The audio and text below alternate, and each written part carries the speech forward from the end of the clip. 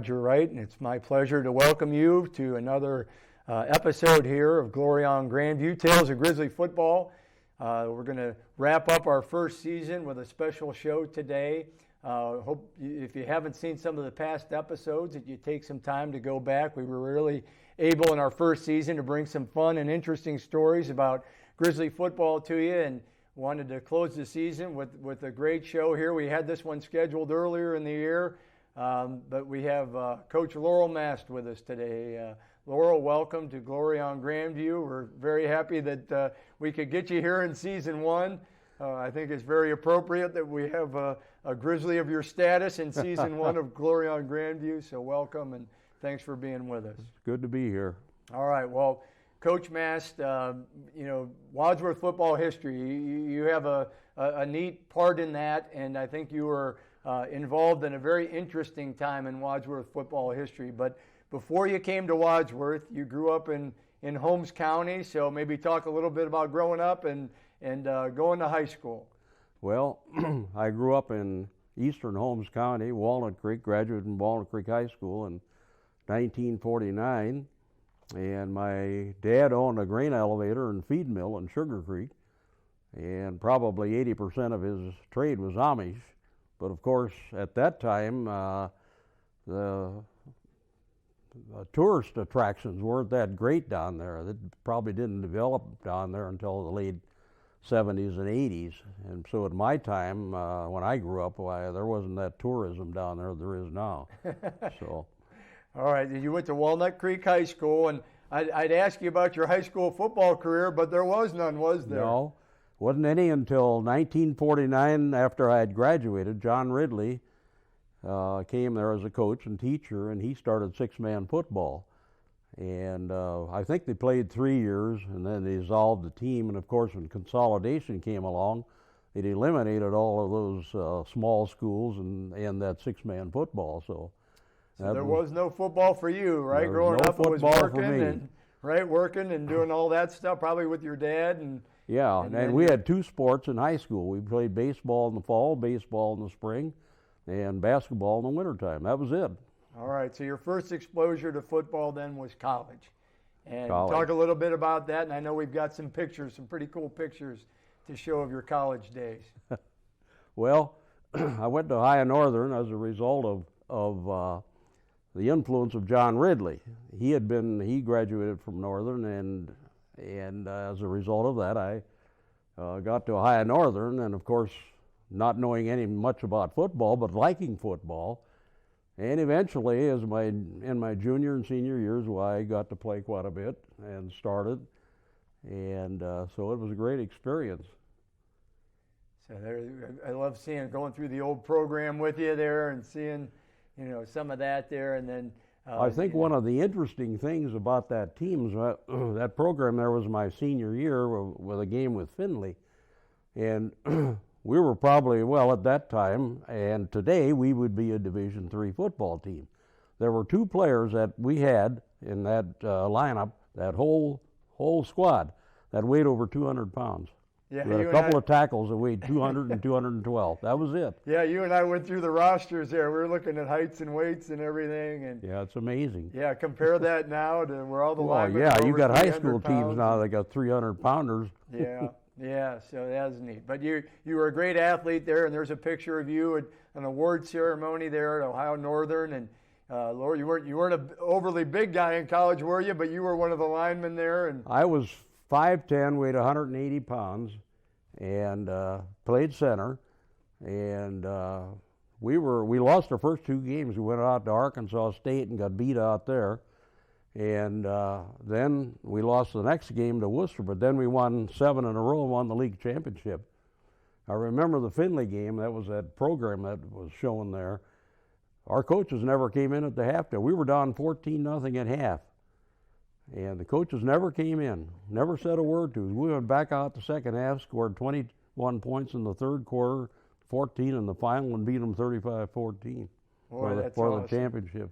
Very neat. So after college, it was the Navy that came calling, right? Or you went seeking some military service. So talk about maybe the time in the Navy that you had. Well, my brother-in-law was in the Navy, and I was always kind of had a inkling of going into the Navy, and so I enlisted in the Navy. The Korean War was in vogue at that particular time, and so I enlisted in the Navy before I ever left college. I never even went home from college. I went right to Cleveland, to the center up there, and went right into boot camp, and went into the naval branch, aviation branch of the Navy, and went through to electronics school, aviation electronics school in Memphis, and stayed there as an instructor for a while. Then ended up the last 18 months in the Philippine Islands. And then you said after your naval service, you said then that was you started to think about teaching and education, and you got some information, right, that there might be some job openings, and started looking around and take it from there. Well, John Ridley, of course, had been a friend of mine, and like I said, he was influential in getting me at Ohio Northern. And after I graduated from Ohio Northern, was in the Navy, and this would have been like in January of 1957. I kept in contact with John.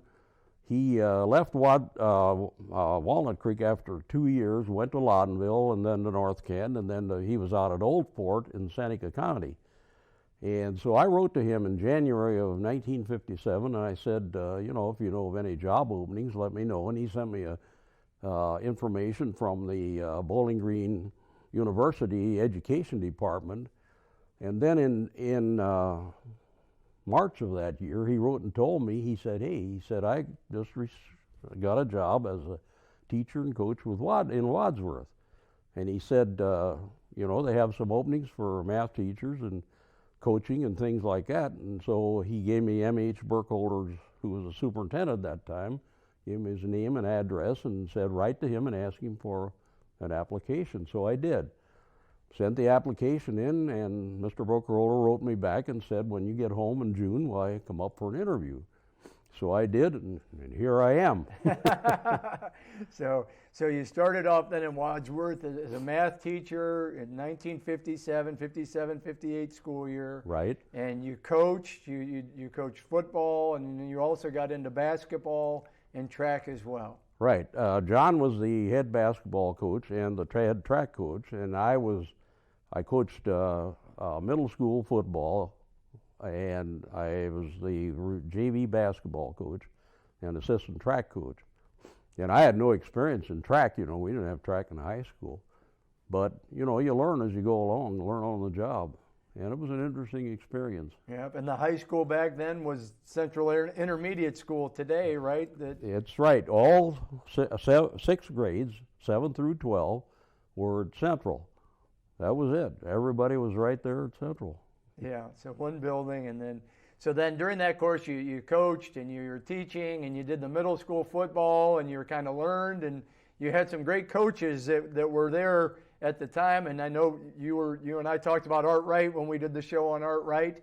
Another Navy guy there that probably liked that you were a Navy man with him. But you learned from a lot of those folks, and you guys by the 60s then had some really good football teams in Wadsworth. So maybe let's pick it up with Dick Hunter and his head coaching. And I know you were on that staff, and there were some really good coaches on that staff. Well, so talk about that time a little bit. Dick Hunter came here. He had been down at Wake Forest in North Carolina, and I think the whole staff down there was let go. And Dick, being from Barberton, came back to Barberton, and he learned of the opening here in Wadsworth and applied for and got the job as an assistant football coach and so forth here in Wadsworth. And he was on the staff here in 1964, or 63 and 64 as an assistant coach. And then when Rex retired from football, Hunter took over in 65, and he was here in 65 and 66 and built the program. And then he brought Tom Dimitroff and Roger Cecil aboard, and those two were just absolutely great coaches. Knowing of the technology of football and so forth was unbelievable. And of course Hunter was a great tactician too, and so I learned from them, and it was a great experience. And that first year, Hunter did a lot of experimenting and so forth. But the second year then in 1966, we went undefeated, and then Hunter left. He went down to with Schembechler at Miami of Ohio, and I got the head job and inherited all of his experience and so forth, and the good kids. It's like Woody Hayes said, you win with people, you win with players and you win with coaches, and that's what I had. Yeah, the cupboard was loaded, wasn't it, when you took over, which was no really question neat. about it. But we showed a picture there. The Western Union Telegram, I love that. It was from Roger Cecil. There it was. He was the coach at Talmadge, then he moved on and was a head coach. But, that staff, Cecil, Dimitrov, Dorr, yourself, Hampton was on that. You had a lot of head coaches and a lot of people that went on to some really, really great coaching success. Roger had left and went over to Talmadge as head coach, and then Dimitrov left, and he eventually joined Bill Mallory down at Miami of Ohio too. And of course Dimitrov had a tremendous career. He was at Miami of Ohio, then he ended up down at Kansas State with Gibson out at Kansas State, and I went out to visit him when he was coaching out at Kansas State because my brother-in-law was in college at Kansas, University of Kansas in Kansas and Lawrence, Kansas, and then one summer I drove out to Manhattan. And man, going out from Lawrence to Manhattan, nothing but wheat fields. Oh.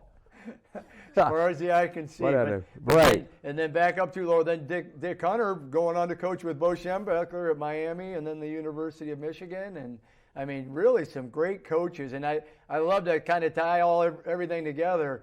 Art Wright, Coach Bayduk always says, Art Wright, he had that vision, right, of bringing great people and get those coaches that were fantastic coaches, and then, man, it just really took off, didn't it, with your generation of coaches? Well, look at Ray Dorr. Ray Dorr went eventually with Don James at Kent State, went with James out to the University of Washington, and then got the head job at Southern Illinois, and then eventually got on with R.C. Slocum's staff down at Texas A&M, and I went to visit him too when he was down at Texas A&M. Unfortunately, he got Lou Gehrig's disease and passed away from that. Otherwise, we'd probably see Dorr in the NFL today, no doubt. Yeah, so really, that's really kind of a neat thing. And then again, let's back up to your first year. That you had an undefeated season, and probably a very popular head coach, I would imagine. And then you were coming in as a rookie head coach. Now you'd been around the program. There's some pictures of the great teams that you guys. 1967 team, yeah. So coming in there, what was that like? You were undefeated season. There was probably some pressure on you there. Well, no doubt. But we had, like I said, great kids and great coaches. That was a tremendous team. And then our two captains there, Ron Perigo and Biff Houston, the leadership was just tremendous from that bunch. Yeah, and then the coaching staff was such a great coaching staff too. I inherited all that, that as my coaching got to them, it got worse as we went along. Well, anybody that's been around coaching, Laura, we know it's still going undefeated, whether the cupboard's full or not. It's no easy job, and I'm sure coming in as a rookie head coach, you had learned and you were ready to go, and that you just kept that success going, and it was kind of neat. And one of the things as we talked, I know one of your fondest memories, you said that you guys had a defense that was untouchable, right? They called them the Untouchables. Right. In 1966, that team there they gave up 20 points the whole season.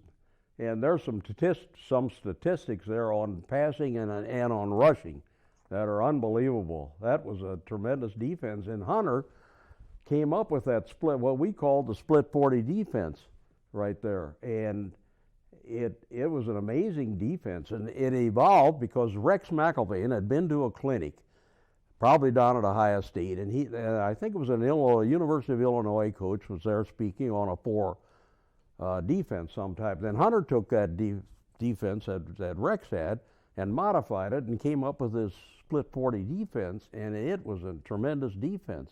And we used that throughout my coaching career. And, we evolved from Hunter. Yeah, one of the statistics there was 7 shutouts they had. Yeah. And they played 10 games that year, so 2 points a game. That defense only gave up 2 points a game. So there's a cool picture there, headlines, And again, Lorrell, you've always been a very humble person. They'd make any coach look good, is what your quote was. But again, credit to you and your abilities coming in there. And there's your squad the next year, 68 there, and continued success for the program as you moved along.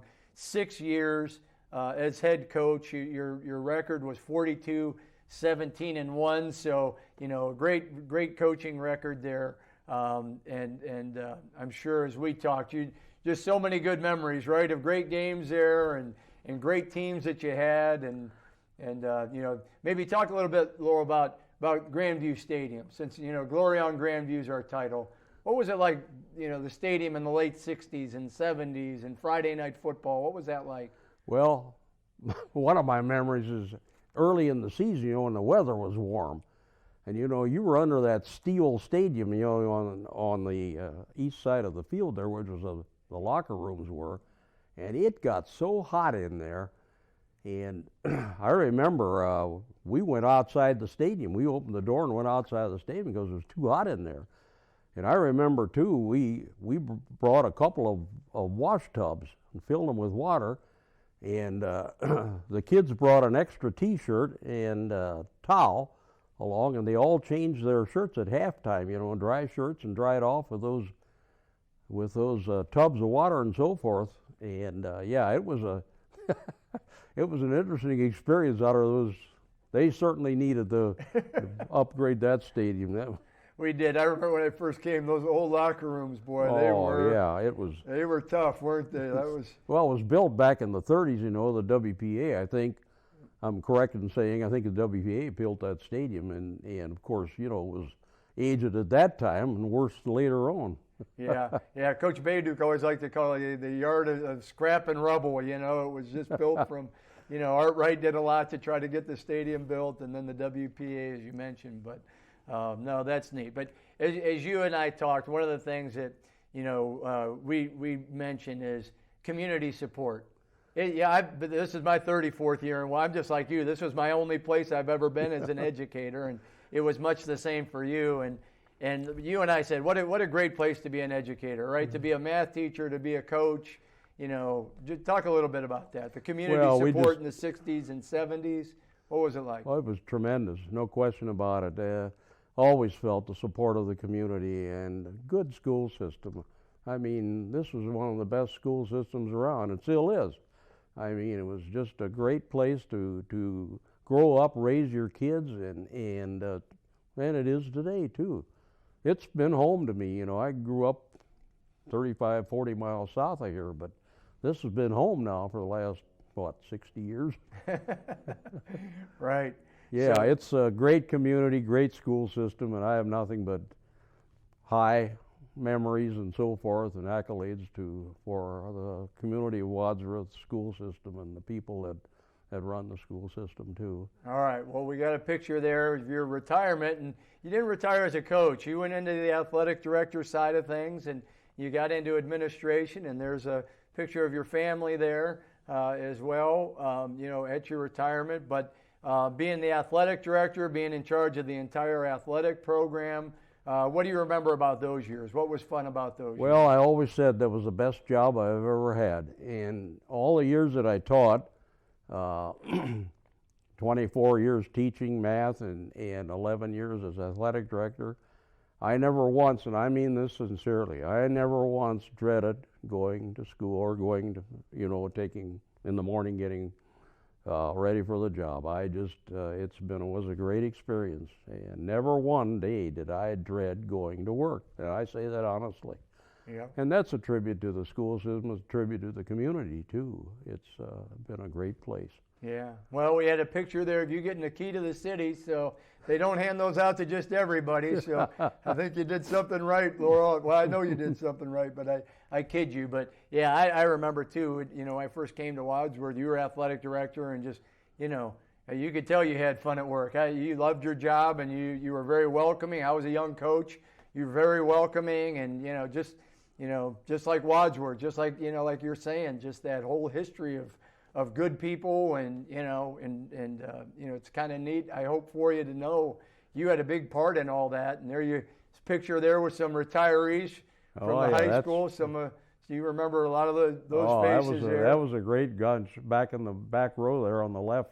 Bill Heil, he was the treasurer, and this school system, financially, and it was a tribute to him, too, has always been in good financial situation, and it was because of the leadership.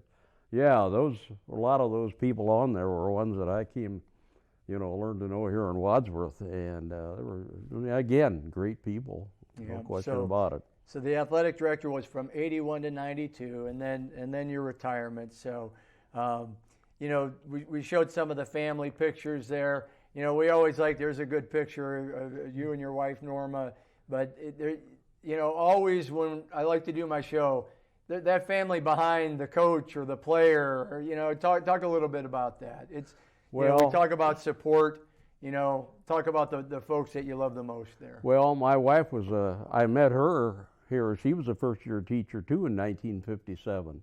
I think there were 6 of us. I think Gene Lawrence was one of the 6 at that particular time, too, if I'm not the music teacher, if I'm not mistaken. But Norma had grown up in a family, of athletics, too. Her brother, was a great basketball player, played for Ohio State.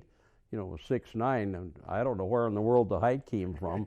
I mean, her dad was 5'11", her mother was about 5'6", and here's Larry, 6'9", and my nephew Jeff is 6'7", and my son Joe is 6'5", but that height all comes from Norma's side of the family, the athletic side of the family. And because, my Pennsylvania Dutch side, we're all short. But anyhow, yeah, Norma was a great support. I couldn't have asked for a better mate. I'm telling you, she supported me all through my coaching experiences, and she taught for a number of years until, our daughters came along and our son. And, yeah, she was nothing but a great support. And then your daughters kind of followed in the footsteps, right, of their parents, a couple of educators. Right. So that's neat. Both your daughters are teachers now. Yeah, both of them, and I have a granddaughter out in Indiana that's a third-grade teacher out there, and so yeah, it's been an educational experience. Very neat. Well, yeah. So Lorrell, you are the first on-air recipient of the Glory on Grandview T-shirt. We're going to close the season, but I'd like to give that to you. And really, I mean, it's so fun just to sit down and talk with you and talk football, and think of the history that again, the piece that you've had. You were on such a neat, from the time you came in the late 50s till the time you retired, in the 90s. You got to see such a big chunk of football and so many great Friday nights at Grandview Stadium, and really thank you for being on the show with us today. Well, thank you very much too. It's been a privilege for me, and again, it's been a great ride. Yep, I know it has. So, all right, so we're going to wrap up the first season 1 of Glory on Grandview. Again, if you haven't seen some of the other episodes, we did one on Art Wright, we did one on Dick Hunter, we did one on Ron Bayduk, who was a player on those 60 teams, and then it was really kind of fun to follow it up into the 70s with you, and we've got some ideas for next year's show as well. But it's such a fun history of Wadsworth football, and we'll continue to look for stories, fun and interesting stories from Grizzly football history. So, Lorrell, thank you very much. Thank you very much. Appreciate you being my on privilege. the show, and we'll see you next season on Glory on Grandview, Tales of Grizzly Football.